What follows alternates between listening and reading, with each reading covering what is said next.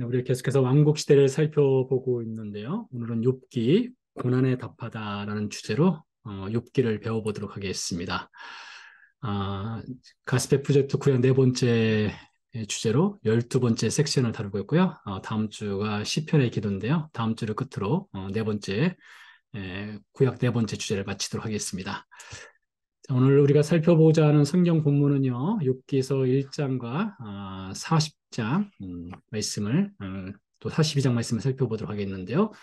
세션 포인트는 두 개로 보도록 하겠습니다. 선한 사람이 왜 고난을 당합니까? 참 어려운 주제이지요.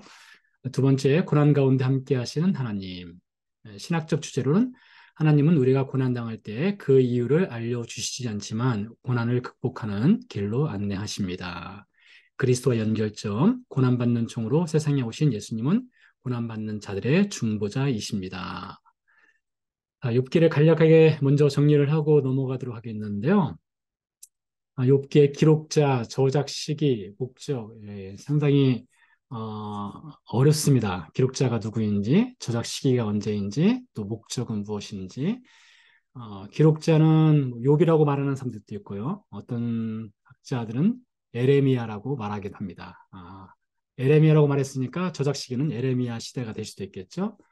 주전 대략 600년경이 될 수도 있겠고요. 좀 멀리 보자면 아브라함 시대로 보고는 학자들도 있습니다. 그만큼 이 저작 시기에 대한 논란이 좀 있다 싶습니다.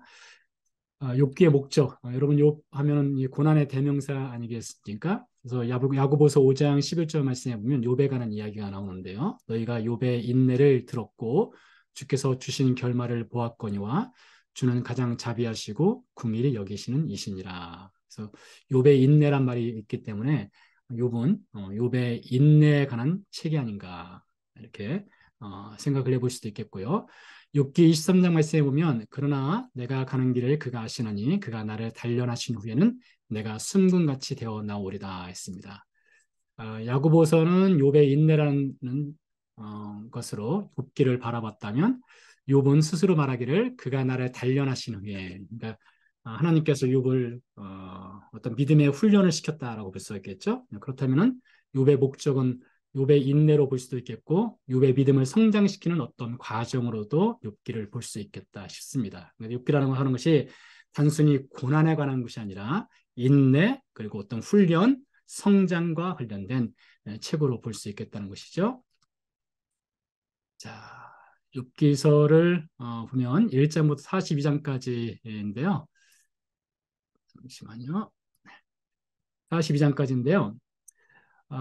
먼저 1장, 2장에서는 욥의 가족에게 일어난 고난의 연속이 있죠. 욥이 재산을 다 잃고 그의 자녀들이 한날에 다 죽임을 당하는 그리고 욥이 큰 질병에 걸리는 그런 슬픔의 역사가 반복해서 일어나죠.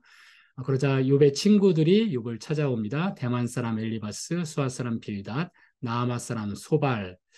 대만과 수아, 나아마라고 어떤 지명을 말하고 있는데요. 이 지명들이 어딘지는 정확하게 알 수 없습니다. 자, 이 세 친구가 찾아와서 7일 동안 침묵 중에 욥의 고난에 동참을 합니다. 그런 다음에 3장부터 욥이 입을 열어서 고난의 이유를 묻습니다. 하나님께. 왜 내가 이런 고난을 당해야 됩니까? 원망과 이유가 뒤바꿈되죠. 그 사이에 친구들은 욥이 고난을 당하는 이유를 찾아내려고 연구를 합니다. 친구들의 결론은 인과응보입니다. 아니 땐 굴뚝에 연기 나랴. 너가 죄를 지었으니 이런 고난을 당하는 것이 아니냐. 이렇게 접근을 하죠. 성경에 보면 인과응보, 잠시 뒤에 말씀드리겠지만 인과응보식에 하나님의 심판이 있기도 합니다. 그러나 이것이 전체를 아우르는 심판은 아닙니다. 아무튼 친구들은 욥의 고난을 인과응보로 해석을 하려 했습니다. 그 당시에 사람들이 어떤 고난을 대하는 어떤 태도였다고 볼 수가 있겠죠. 고난을 대하는 태도가 어떤 문제가 발생하면 그것은 죄를 지었기 때문에 그 고난의 결과를 초래한 것이다. 이렇게 바라보는 그런 신학적인 혹은 사람들이 바라보는 시선이 있었던 것이죠. 32장으로 넘어가면 엘리후라는 사람이 등장합니다. 이 엘리후라는 사람은 아마 처음 세 사람 엘리바스, 빌닷, 소발과 같이 욥을 위로하기 위해서 온 사람이었을 거예요. 근데 2장에서는 등장하지 않다가 갑자기 32장부터 등장합니다. 32장부터 37장까지 적지 않은 글을 통해서 엘리후가 욥도 책망하고 욥의 친구들을 책망하는 장면이 있지요. 그리고 38장부터 42장까지 하나님이 짜잔 하고 등장을 해서 하나님께서 욥에게 여러 가지 말씀을 하십니다. 하나님은 욥에게 고난받는 이유에 대해서 말을 하지는 않습니다. 왜 내가 고난받아야 됩니까? 그에 대한 답을 주지는 않아요. 그러나 하나님의 전능하심, 전지하심, 광대하심, 그런 것에 대한 설명을 해주십니다. 그리고 마지막에 가서는 욥이 회복되죠. 그의 건강도 회복되고 그가 10명의 아들, 딸들을 낳고 그의 아내가 돌아오는 그런 회복의 역사로 욥기는 마치는 것을 볼 수 있습니다. 자, 그래서 욥기를 접근할 때 우리가 욥의 믿음을 성장시키는 것, 우리에게 대입시켜 본다면 우리가 고난을 통해서 우리의 믿음이 성장할 수 있다라고 볼 수가 있겠는데요. 이런 말이 있습니다. 비바람을 맞지 않고 자라는 나무는 없다. 그렇죠? 세상의 모든 나무는 다 비바람을 맞습니다. 그리고 그 바람을 맞으면서 나무는 자라나게 돼 있죠. 그리스도인도 마찬가지입니다. 고난을 겪지 않고 성장하는 그리스도인은 없습니다. 고난의 정도는 각자 나름대로 차이가 있겠으나 모든 그리스도인들은 고난을 겪습니다. 그 고난을 통해서 우리는 성장을 하는 것입니다. 그래서 고난이라고 하는 것은 일종의 성장통이라고 말할 수가 있겠습니다. 세 번째, 욥기에서 우리가 배울 수 있는 것 중에 하나는 구원의 시작과 구원의 현재 진행성입니다. 진행형입니다. 욥기 1장에 보면 하나님께서 욥을 의로운 자라고 하나님이 인정을 하셨어요. 그렇지만 1장부터 해서 42장까지 쭉 하나님은 욥을 훈련시켜서 의로운 욥을 더 단단하고 더 견고하고 더 성장할 수 있도록 도와주시는 것을 볼 수 있죠. 그래서 우리가 그리스도인이라고 하는 것도 십자가를 통해서 우리가 구원을 받지만 이것이 끝이 아닙니다. 끝이 아니라 십자가를 통한 구원은 구원의 시작이고요. 구원은 현재 진행형으로 죽을 때까지 그것이 진행되는 것입니다. 그 과정 가운데 우리는 들어가서 성장하고 성숙해져 가는 것이죠. 그래서 욥기에서 우리가 주목해 볼 한 구절, 23장 10절. 어쩌면 이 말씀이 욥기의 키워드라고 볼 수도 있겠는데요. 그러나 내가 가는 길을 그가 아시나니 그가 나를 단련하신 후에는, 즉 그가 나를 훈련시키시고 고난 가운데 집어넣으심으로써 나를 성장시킨 후에는 내가 순금같이 되어 나오리라. 욥이 고백을 하는데 결국 욥기를 통해서 하나님께서는 욥을 훈련시키고 성장시켜서 이렇게 만들어 가시는 것 같아요. 그리스도의 신부로 만들어 가시는 것 같습니다. 자, 우리가 예수님을 믿고 나서 이제 구원받고 나서 이제 신앙생활을 하게 되는데요. 신앙생활을 하는 최종 마지막 목적지에는 그리스도의 신부됨이 있습니다. 우리가 하나님의 나라에 가게 가서 이제 나중에 예수님의 신부가 되게 될 텐데요. 어쩌면 그래서 우리가 지금 살아가는 이 삶의 여정은 신부 수업이라고 할 수가 있어요. 신부 수업으로서 거룩하고 정결하고 믿음으로 살아가는 그리스도인으로서의 삶을 살아가는 그런 훈련의 여정이라고 볼 수가 있겠죠. 자, 간단하게 욥기를 정리를 해보았고요. 이제 본문으로 들어가서 몇 가지를 살펴보도록 하겠습니다. 욥기서 1장 6절부터 12절 말씀을 먼저 읽어볼게요. 하루는 하나님의 아들들이 와서 요 앞에 섰고 사탄도 그들 가운데 온지라. 하나님의 나라에서 이거 흔히 디바인 카운셀이라고 하는데요. 천상의 어떤 신적인 그 회의가 열리는 것입니다. 이것은 성경뿐만 아니라 고대 근동의 문헌들에 보면 신들의 회의라는 것이 있어요. 성경에도 이런 장면들이 몇 장면, 흔하진 않지만 몇 장면이 있거든요. 그 중에 하나가 욥기인데요. 하나님과 하나님의 아들들, 그래서 아마 하나님의 아들들은 어떤 천사와 같은 그런 존재일 거예요. 그래서 사탄이 같이 모이게 된 겁니다. 여호와께서 사탄에게 이르시되 내가 어디서 왔느냐? 사탄이 여호와께 대답하여 이르되 땅을 두루 들어와 여기저기 다녀왔나이다. 여호와께서 사탄에게 이르시되 내가 내 종 욥을 주의하여 보았느냐? 그와 같이 온전하고 정직하여 하나님을 경외하며 악에서 떠난 자가 세상에 없느니라. 사탄이 여호와께 대답하여 이르되 욥이 어찌 까닭없이 하나님을 경외하리이까?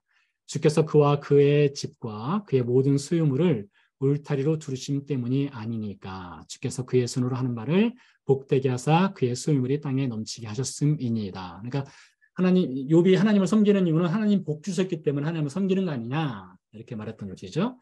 이제 주의 손을 펴서 그의 모든 수유물을 치소서. 그리하시면 틀림없이 주를 향하여 욕하지 않겠나이까.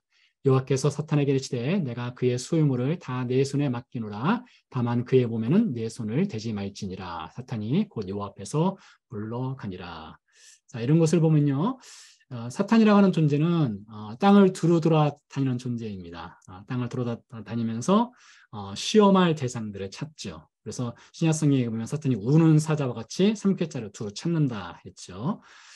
그러나 사탄은 하나님의 주권 하에 있다는 것도 분명합니다. 하나님께서 사탄에게 이르시죠. 내가 그의 소유물을 다 네 손에 맡기느라 했으니까 사탄도 하나님의 주권 하에서 모든 일을 할 수 있는 것입니다. 자, 그래서 하나님께서 사탄에게 욥의 소유물을 맡겼어요. 그래서 어떤 일이 일어납니까? 이어지는 말씀에 보면 스밧 사람들이 와서 욥의 소와 나귀를 빼앗고 종들을 칼로 죽이죠. 번개가 떨어져서 욥의 양과 종들을 불사르고요.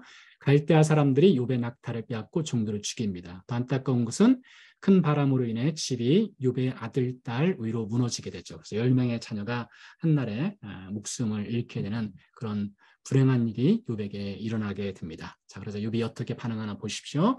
욥기 1장 20절 말씀 이해합니다. 욥이 일어나 겉옷을 찢고 머리털을 밀고 땅에 엎드려 예배하며 이르되 내가 모태에서 알몸으로 나왔사온즉 또한 알몸이 그리로 돌아가올지라 주신 이도 여호와시요 거두신 이도 여호와시오니 여호와의 이름이 찬송을 받으실지니다 하고 이 모든 일에 욥이 범죄하지 아니하고 하나님을 향하여 원망하지 아니하니라. 욥이 이렇게 불행한 일을 당했는데 하나님을 찬양하고 하나님께 원망을 하지 않았다. 그리고 예배를 드렸다라고 되어 있어요. 참 멋지게 욥이 출발을 했습니다. 예배하고 찬송하고 원망하지 않고 이렇게 출발을 했어요. 그러나 우리 3장으로 넘어가면 그때부터 욥이 하나님을 향한 불평, 불만 그리고 고난의 이유를 찾기 위해서 그가 하나님께 부르짖는 장면들을 반복해서 우리는 사실 볼 수가 있습니다. 3장부터가 욥의 이 고난을 대하는 태도가 이제 그 내면의 세계가 드러나게 되는데요. 저도 개인적으로 이와 같은 일은 아니지만은 같은 패턴으로 갔던 일이 하나 있어서 잠깐 소개를 하겠습니다. 제가 전도사 때 교회 봉사를 하기 위해서 이제 교회를 간 일이 있었는데요. 그때는 제가 사는 곳에서 전철역까지 그 오토바이를 타고 가서 오토바이를 세워놓고 전철을 타고 교회 가서 사역을 하고 그랬거든요. 그런데 교회 가서 한 3일 정도 사역을 하고 다시 전철을 타고 와서 오토바이가 세워진 곳을 가서 보니 누가 오토바이를 훔쳐간 거예요. 저한테는 발인데요. 얼마나 당황스럽겠습니까? 그때 제가 처음으로 보인 반응이 이거였습니다. 하나님께 찬양하고 감사하는 것이었습니다. 근데 그것이 약 30분 정도 가더라고요. 30분 나가실 수도 있어요. 30분 정도 가더니 그다음부터 제가 어떻게 되는가 하면 그래도 한번 찾아보자. 오토바이를 찾아보자. 그래서 주변을 이렇게 돌게 되더라고요. 빙빙 돌면서 사실 없을 것이 뻔하지만은 찾게 되더라고요. 그 다음에 어떻게 반응을 보이는가 하면 제가 그 오토바이를 훔쳐간 사람을 저주를 하더라고요. 저주하고 그 다음에 하나님을 향한 그 감사가 사라지더라고요. 이렇게 바뀌더라고요. 사람이요. 이것이 뭐 오랜 시간이 걸린 것이 아니라 채 1시간도 안 걸려서 이렇게 사람의 마음이 이렇게 바뀌게 되더라고요. 같은 정도는 아니지만 욥도 그랬습니다. 욥도 처음에는 고난을 당했을 때 예배하고 찬양하고 감사하고 원망하지 않았지만 3장으로 넘어가서는 그가 하나님을 향한 원망과 불평 그리고 고난의 이유를 찾는 것을 볼 수가 있어요. 그러면서 성장하는 것입니다. 아마 저뿐만 아니라 여러분들도 어떤 고난의 문제를 겪었을 때에 어떤 같은 패턴을 겪었을 수도 있어요. 그러면서 우리는 사실 하나님을 더 경험하고 알아가고 성장하게 되지요. 자, 욥이 처음에 시작은 참 좋았습니다. 그래서 우리가 이 욥기를 통해서 욥이 뜻하지 않은 이런 불행한 일을 겪으면서 이 욥에게 닥친 고난이 알려주는 3가지가 있어요. 물론 이외에도 더 많을 텐데요. 3가지를 찾아보았습니다. 첫 번째는 욥이 고난을 당한 것은 하나님이 그에게 화가 나셨기 때문이 아닙니다. 우리가 알 수 있죠. 하나님이 욥을 두고 사탄에게 자랑을 하지 않습니까? 내 종 욥을 주의하여 보았느냐? 그와 같이 온전하고 정직하여 하나님을 경외하며 악에서 떠난 자가 세상에 없다 하고 하나님이 사탄 앞에서 욥을 칭찬하는 것을 볼 수 있습니다. 그래서 욥이 고난당한 것은 하나님이 화가 나서 당하는 것이 아니에요. 여러분이 혹시 어떤 고난을 당한다면 하나님이 그냥 화가 나서 고난을 주는 것은 아닌 것이지요. 자, 그래서 고난이라고 하는 것이 하나님의 진노의 표시인가? 이런 질문을 또 우리가 던질 수 있습니다. 여러분 어떻게 생각하십니까? 고난이 하나님의 진노의 표시일까요? Yes and No가 될 수도 있습니다. 첫 번째 Yes를 한번 찾아보도록 하지요. 신명기 30장에서 찾아볼 수 있는데요. 보라, 내가 오늘 생명과 복과 사망과 화를 내 앞에 두었노니. 하나님 메뉴판을 주신 거예요. 생명과 복, 사망과 화라고 하는 메뉴판을 주셨어요. 내가 생명과 사망과 복과 저주를 내 앞에 두었은즉 너와 내 자손은 살기 위하여 생명을 택하고 사람에게 주어진 고귀한 선물 있죠. 자유의지라고 하는 선물이 주어졌죠. 우리에게는 하나님께서 자유의지라는 것을 주셨어요. 그래서 우리로 하여금 생명을 선택할 수도 있고 화를 선택할 수도 있어요. 그래서 어떤 경우에는 우리가 이런 하나님의 진노를 당하는 경우, 어떤 고난을 당하는 이유가 아까 말씀드린 인과응보적인 내용들이 있어요. 성경은 사실 그걸 가르치는 부분이 분명히 있습니다. 예를 들면 레위기에서 26장 그리고 신명기, 디트로노미죠. 신명기 28장에 보면 인과응보적인 하나님의 심판이 있어요. 물론 그 심판조차도 거기에는 하나님의 회복과 하나님의 궁율이 반드시 포함되는 심판입니다. 자, 그렇지만 우리가 잘못했을 때에 하나님은 그에 대한 심판을 행하심으로써 우리를 돌이키게 하는 것이 있어요. 그렇게 볼 때는 우리가 잘못된 것을 선택했을 때에 우리를 돌이키게 하기 위해서 하나님의 진노, 하나님의 화내심이 분명히 있을 수 있어요. 그러나 욥의 케이스는 다른 케이스입니다. 내 종 욥을 주하여 보았느냐? 그와 같이 온전하고 정직하여 하나님을 경외하며 악에서 떠난 자는 세상에 없느니라 했어요. 그러니까 여러분 하나님께서 우리에게 고난을 주셨을 때에 우리가 서칭을 해봐야 돼요. 왜 이 고난이 나에게 왔는가? 내가 고난당한 이유는 무엇인가? 하고 우리가 하나님께 묻기도 하고 하나님이 답을 안 하실 경우가 많습니다. 하나님께 묻기도 하고 자신을 돌아보는 그런 계기로 삼아야 됩니다. 우리에게 고난이 닥치면요. 자, 그래서 yes and no가 있습니다. 두 번째, 욥이 고난당한 것은 그가 죄를 지었기 때문이 아닙니다. 적어도 욥의 케이스에 대해서는 이렇게 말할 수 있습니다. 욥이 고난당한 것은 그가 죄를 지었기 때문이 아닙니다. 근데 욥의 친구들은 어떻게 반응했습니까? 인과응보식으로 반응을 하죠. 욥의 친구들이 한 얘기입니다. 생각하여 보라, 죄 없이 망한 자가 누구인가? 정직한 자의 끊어짐이 어디 있느냐? 내가 보건대 악을 밭갈고 독을 뿌리는 자는 그대로 거두나니 다 하나님의 입기운에 멸망하고 그의 콧김에 사라지느니라. 사람이 어찌 하나님보다 의롭겠느냐? 사람이 어찌 그 창조하신 이보다 깨끗하겠느냐? 물론 이 말씀이 틀린 말씀은 아닙니다. 이 말씀 자체가 틀린 건 아니에요. 여기는 진리가 분명히 있습니다. 그렇지만 이것을 욥에게 다 그대로 적용시킬 수는 없는 것이죠. 왜냐하면 욥이 고난받는 이유는 그가 죄를 지었기 때문이 아닙니다. 그렇지만 우리가 다시 말씀드리지만 어떤 고난이 닥쳤을 때는 항상 먼저 내 자신이 이 고난을 당한 이유가 무엇인가, 혹은 내가 죄를 지었을 때 하나님이 고난을 주실 수 있다는 것도 반드시 기억을 해야 됩니다. 히브리서 12장에 보면 그런 말씀이 있죠.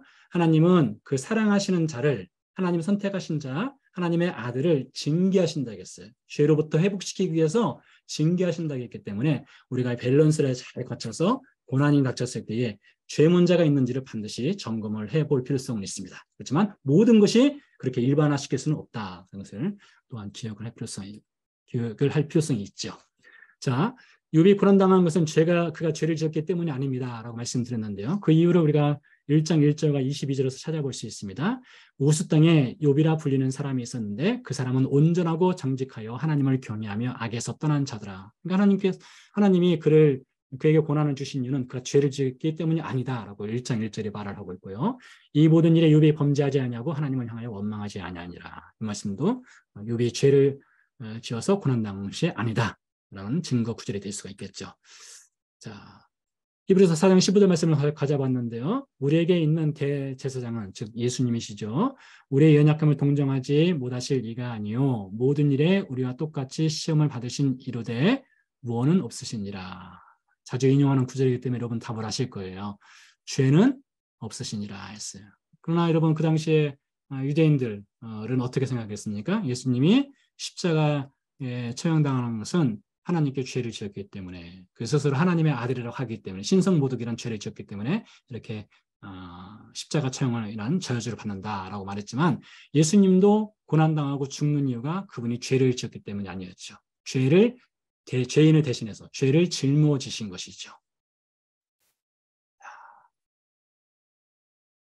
세 번째 이유로 보도록 하겠습니다. 아이고, 많이 넘어갔네요.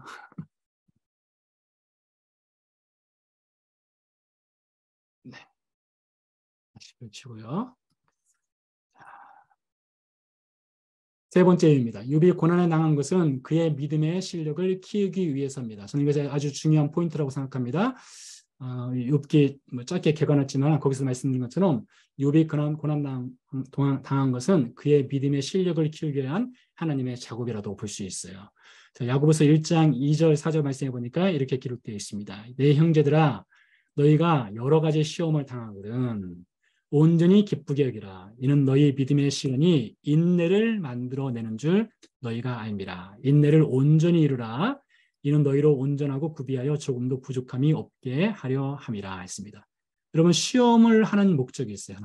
하나님이 시험을 하는 목적은 우리에게 인내를 키워주기 위해서랍니다.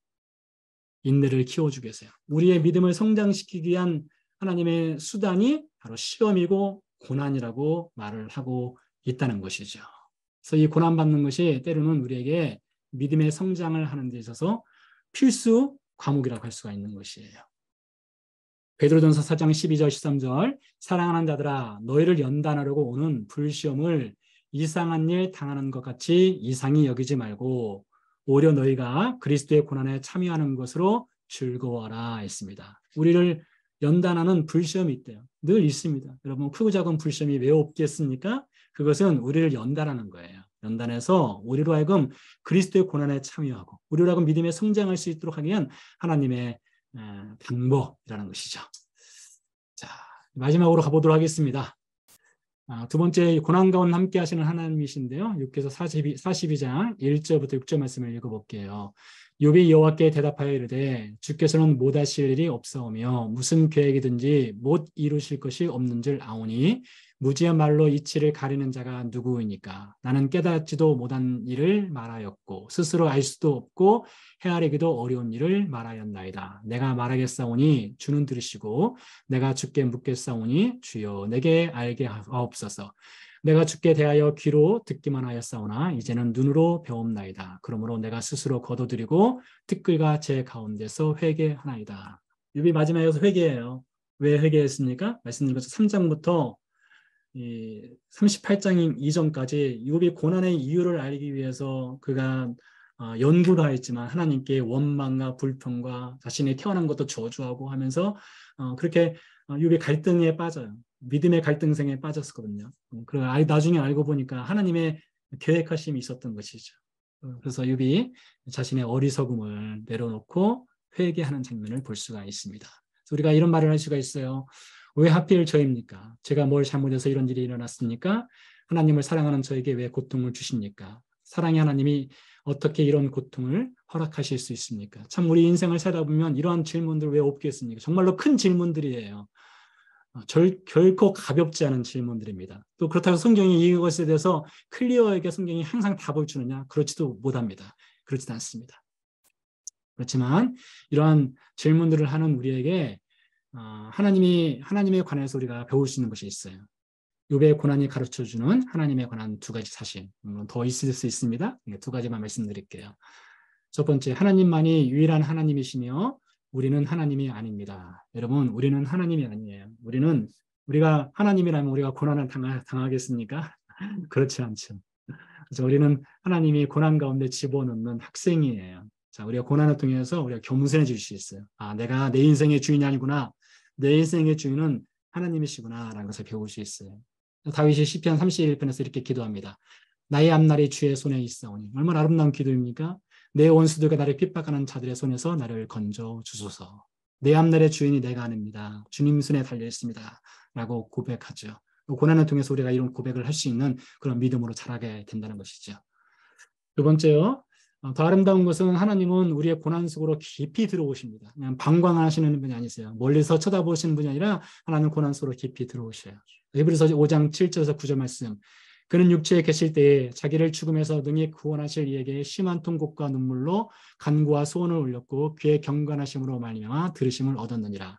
그가 아들이시면서도 받으신 고난으로 순종함을 배웠어요. 예수님도 고난을 통해서 순종을 배웠대요. 온전하게 되셨은즉 자기에게 순종하는 모든 자에게 영원한 구원의 근원이 되시고, 자, 예수님께서 우리가 겪는 모든 고난을 친히 몸소 겪어 주셨기 때문에 우리를 이해하시고 아시고 동감하시고 동행하시는 분이시라는 거예요. 그분이 우리 고난 가운데 깊이 들어오신다는 거예요.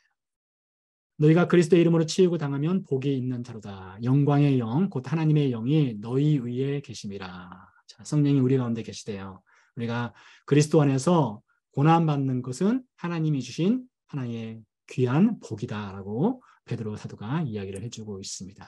그래서 왜 하필 저입니까? 제가 무슨 잘못했습니까? 왜 이런 고통을 주십니까? 라고 묻는다면 성경은 이렇게 답을 하고 있습니다. 그러나 내가 가는 길을 그가 아시나니 그가 나를 단련하신 후에 나를 훈련시킨 후에 내가 순금같이 나오리라.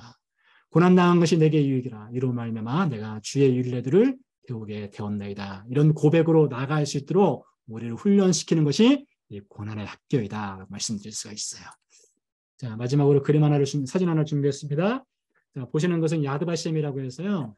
예루살렘에 있는 유대인 대학살 추모관입니다. 추모관의 이 메인 빌딩, 전에 제가 말씀드린 기억이 나기도 하는데요. 이 메인 빌딩의 이 건물의 의미가 참 아름답습니다. 이 건물을 보시면 들어가는 여기가 입구거든요. 여기가요. 입구로 들어가게 되면 처음에는 1930년대로 시작해요. 유대인의 그 홀로코스트 역사를요. 그래서 마지막에 45년도에 끝나는 걸로 되거든요. 근데 30년대에 시작한 때 보면 여기 끝에 막혀 있지 않습니까? 유대인이 그때부터 이제 고난이 시작되는 거예요. 막혀 있어요. 무엇인가 완전히 궁굴처럼 막혀 있는 유대인의 삶이에요. 그래서 이 메인 간을 쭉 따라 흘러가다 보면은 길이 조금씩 내려갑니다. 이렇게 내려가다가 중간까지 내려가요. 잘 이렇게 느끼지는 못하는데 내려갑니다. 내려가다가 중간부터 다시 올라가요. 쭉 올라가서 끝에 가면 이렇게 활짝 열려 있어요. 왜 처음은 막혀 있고 끝은 열려 있을까요? 처음은 죽음으로 시작해요. 보이지 않는 이 고난 가운데 들어갔을 때 아무것도 보이지 않고 답도 없고 답답하고 어떻게 해결할 방법이 없는 것처럼 보여져요. 그래서 이 고난의 길을 마치 사망의 음침한 골짜기를 내려가듯이 깊이 내려가요. 그렇지만 끝에 바닥에 도착을 하면 다시 올라가거든요. 올라가서 끝에는 소망이 있어요. 하나님이 주신 호프, 소망이 있어요. 끝에 그래서 열려 있어요. 자, 그뿐 아니라 하나만 더 말씀드리면 위에는 채광창이 있습니다. 이 채광창을 통해서는 처음부터 마지막까지 빛이 들어와요. 이 빛이 들어온다는 의미가 있어요. 하나님은 어디 계시냐? 우리가 고난당할 때에. 하나님은 마치 빛이 이 고난의 길을 걷고 있는 유대인의 삶 가운데 빛이 항상 임하는 것처럼 우리 하나님은 고난 가운데 항상 동행하시고 그들 가운데 계시다라고 하는 것을 이 빛이 들어오는 이 채광창을 통해서 설명을 해주고 있어요. 여러분 지금 어디에 있습니까? 혹 여러분 가운데는 어떤 분들은 여기에 계신 분들이 있을 수 있어요. 어떤 분들은 고난의 이 중간 지점, 이제 거의 고난의 학교를 마치 졸업을 하고 이제 소망을 향해서 올라가시는 분도 계실 수 있고요. 이제 한 학년을 마치신 분도 계실 거예요. 그럼 여기서 끝이 아니죠. 우리 하나님의 나라 갈 때까지 우리는 이 고난의 여정을 걷게 될 것입니다. 자, 그때 하나님 어디 계셔요? 하나님은 항상 위에서 지켜보고 계시고 또 동행해 주시는 분이세요. 로마서 8장에 보니까 우리에게 이런 약속과 또 우리에게 격려의 말씀을 주셔요. 생각하건대 현재의 고난은 장차 우리에게 나타날 영광과 비교할 수 없다. 여러분, 장차 영광과 비교할 수 없는 고난이에요. 이와 같이 성령도 우리의 연약함을 도우시느니 우리는 마땅히 기도할 바를 알지 못하나 오직 성령이 말할 수 없는 탄식으로 우리를 위하여 친히 간구해 주시고 계셔요. 여러분, 성령 하나님이 중보자가 되어서 우리를 위해서 기도하고 계십니다. 여러분, 그것을 믿으세요. 그런즉 이 일에 대하여 우리가 무슨 말을 하리요? 하나님이 우리를 위하시면 누가 우리를 대적하리요? 자기 아들을 아끼지 아니하시고 우리 모든 사람을 위하여 내주십니까? 어찌 그 아들과 함께 모든 것을 우리에게 주시지 아니하겠느냐? 예수 그리스도를 십자가에서 죽이신 하나님이세요. 그렇기 때문에 우리를 위해서 모든 것을 주시는 분이세요. 누가 우리를 그리스도의 사랑에서 끊으리요? 환난이나 곤고나 박해나 기근이나 적신이나 위험이나 칼이라. 그러나 이 모든 일에 우리를 사랑하시는 이로 말미암아 우리가 이기느니라. 어떻게 해요? 넉넉히. 우리가 넉넉히 이길 수 있어요. 왜냐하면 하나님이 우리 고난받는 중에 우리와 함께 하셔요. 우리가 동행하시고요. 고난 속으로 깊이 들어오시는 분이시기 때문입니다. 고난 중에 있습니까? 그 하나님을 의지하십시오. 고난 중에 있습니까? 성령께서 여러분에서 기도한다는 것을 잊지 마십시오. 고난 중에 있습니까? 넉넉히 이길 수 있습니다. 그리고 끝에는 열려 있습니다.